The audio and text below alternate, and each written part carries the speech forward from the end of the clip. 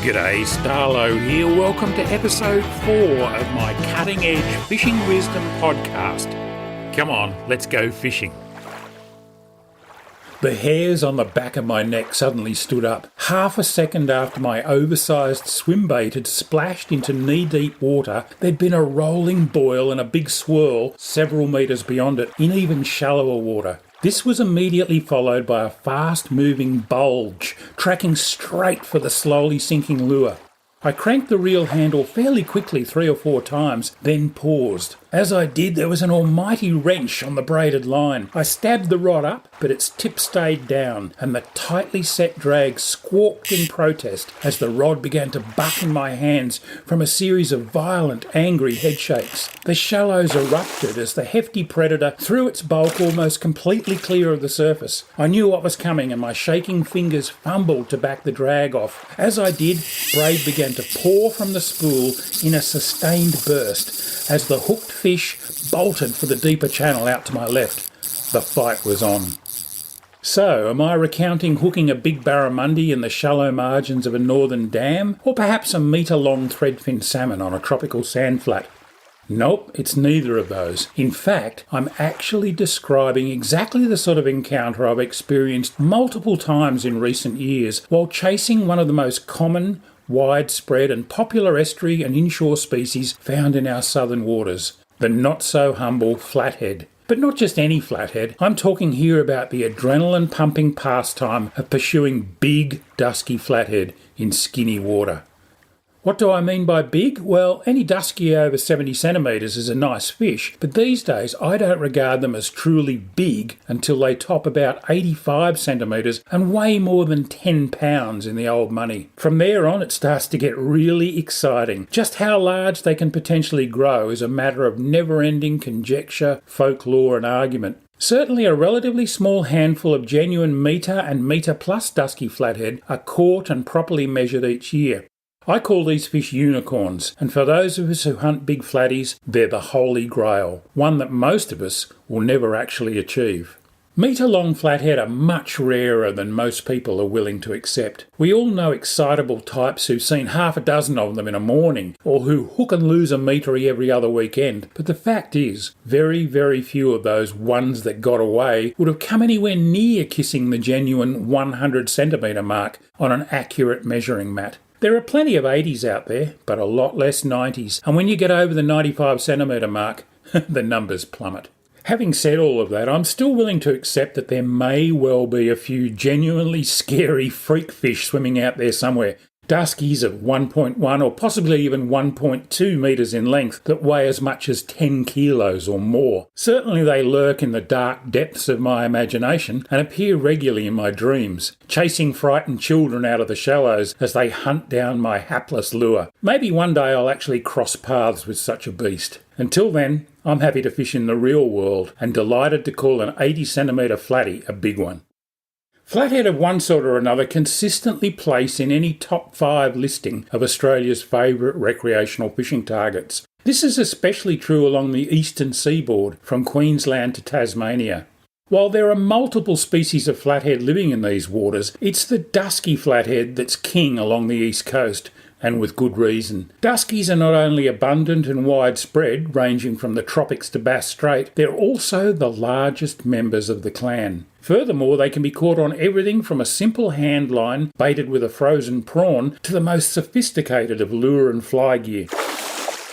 In this feature, I want to look specifically at targeting bigger flathead, those crocodiles well over 70 centimetres long, especially while casting lures in shallow water. To me, this is the most exciting form of flathead fishing, and it tends to be at its best from spring through into midsummer and beyond. Exactly when the action peaks depends a bit on where you're fishing, with the best of it happening earlier in the north and later in the south.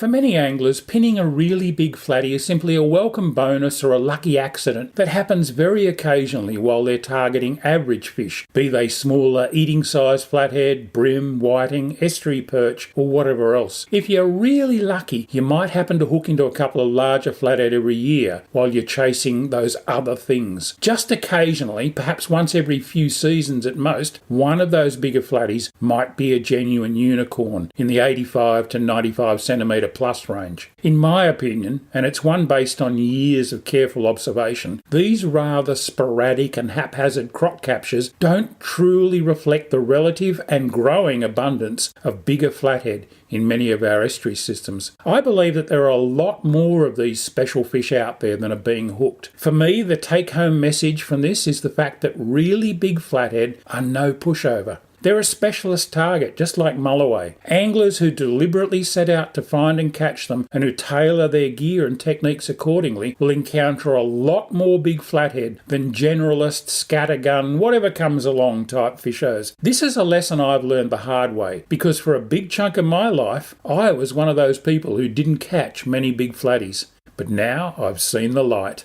So, how do we effectively target these bigger flathead? One of the simplest ways to increase your strike rate on larger crocs is to upsize your lure. If you normally use 60 to 100 millimetre offerings, start by shifting up to 150 millimetres or even more. Don't be afraid to go big. I've seen 80 centimetre duskies swallow good sized whiting and even try to snaffle smaller flatties half their own length. So upsizing definitely works. Sure, you may catch a few less smaller fish and your bream bycatch will definitely dwindle, but I guarantee you'll encounter more large flathead and dewies as a result of going bigger. While it works on many fish, the other standout Aussie species that responds particularly well to upsized baits and lures is the mighty Murray cod of our inland waterways. I firmly believe that with both Murray cod and flatties, the single most important step you can take to boost the number of strikes registered from larger specimens is to significantly increase the size of whatever it is you're throwing at them. There's just something about larger prey items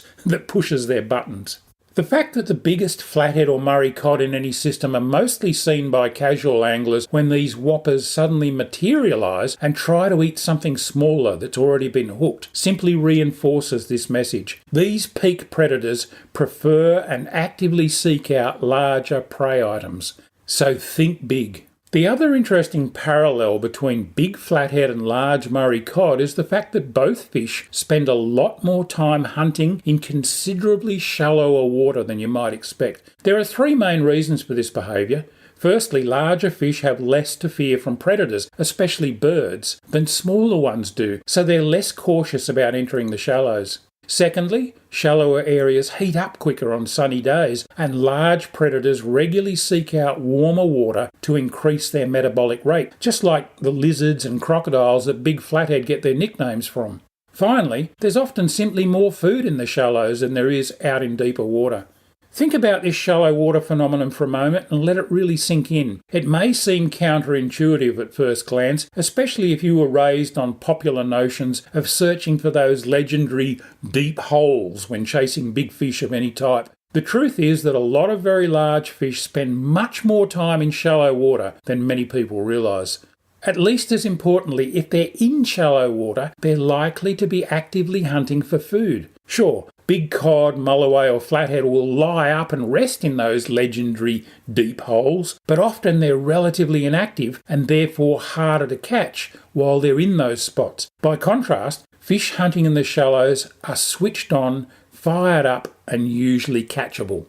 Of course, shallow is a comparative term. If you're chasing mulloway or Murray cod, it could mean fishing in 2 to 4 metres of water instead of the more traditional 5 to 10 metres and more. But for flathead, it can mean focusing on the really shallow stuff, literally ankle to waist deep water. It's amazing how much time dusky flathead, both big and not so big, will spend up in this super skinny water. After all, there's lots of tucker in there, and as a bonus, generally much less boat traffic and less fishing pressure. For unicorn-sized flathead, I firmly believe that the shallows are where it's at, especially in spring, summer and early autumn when the water's warm and the flats are alive with mullet, herring, whiting, brim, garfish, silver biddies, prawns, and heaps of other prime tucker. Naturally enough, fish are easily spooked out of such skinny water, but I've also observed that big flathead in particular will often return to the same shallow areas within 20 minutes to an hour of being scared out into deeper water. There's simply too much food and warmth there for them to ignore. As a bonus, for those of us who hunt them, they also regularly leave a calling card as they exit the shallows in the form of a distinctive divot in the sand or mud called a flathead lie. And no, a flathead lie doesn't mean catching an 87 centimetre fish and telling your mate that it was a metre long. These lies or marks are a dead giveaway to the presence and preferred ambush stations of flathead, as well as their orientation, typically facing into the tidal flow. Carefully note the exact location, on your GPS if necessary, of any larger lies and come back in an hour or so, on the next tide, the next day, next week, next season, whatever, and work that spot over thoroughly. There's nothing new about this little trick. The legendary Flathead Fred Bayes was using it to deadly effect on his favourite Gippsland and southern New South Wales waters decades ago. It still works today.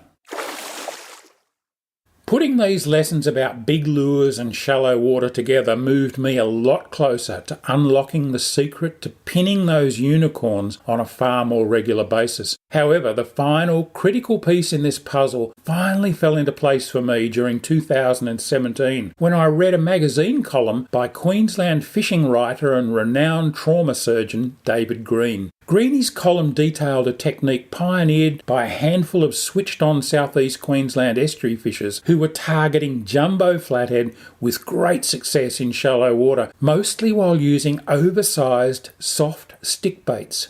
Reading David Green's writings made me sit up, take notice, and reassess the big flathead conundrum. It got the mental cogs grinding and I was inspired. To cut a long story short, I fiddled about in the tackle room that afternoon, rigging giant squidgies whip baits unweighted on various jig hooks with treble stinger hooks attached and pinned into the lures' bellies. The end products looked ridiculously huge, but they also looked like they just might work. Next morning I hit the water and motored to a suitable flat where I'd been seeing but not catching some solid duskies over the previous few days. I deployed the bow-mounted electric motor and spent the first 4 or 5 casts nutting out the specific retrieve Greenie had described in his column. And on my 6th cast of the session, a fat, fit 78cm lizard burst from the sand and violently nailed the jumbo lure. It's not every day you receive such instantaneous and positive feedback on a new technique.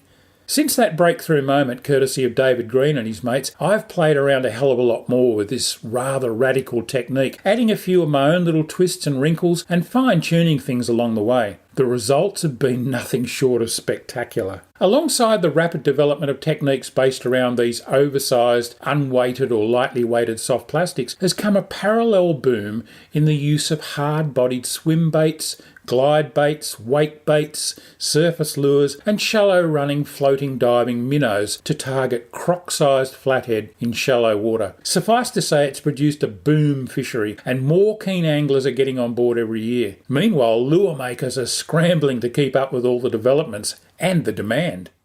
The actual methods for using both soft and hard offerings in these scenarios are almost identical. They involve quiet, stealthy approaches to productive flats and drop-offs at times when boat traffic and people pressure are at their lightest, followed by long casts up into shallow water. Of course, you can also replicate these presentations in reverse while walking and wading, and I've had some great results fishing land-based. So don't feel at all disadvantaged if you don't have a boat or a kayak. The best actual retrieve to use with these lures varies from style to style and model to model, but basically you need to be imitating a feeding or injured fish up on the flats, one that's either preoccupied or incapacitated and therefore more susceptible to the smash and grab ambush methods of a big croc. Times and tides can obviously be important too, and the long-standing preference of most experienced flathead chasers to intensively focus on the last 2 hours of the run out and the first hour of the run in make a very good starting point. But to be honest with you, I'll take a quiet, still morning with few other anglers out and about and a water temperature over 20 degrees in preference to a perfect tide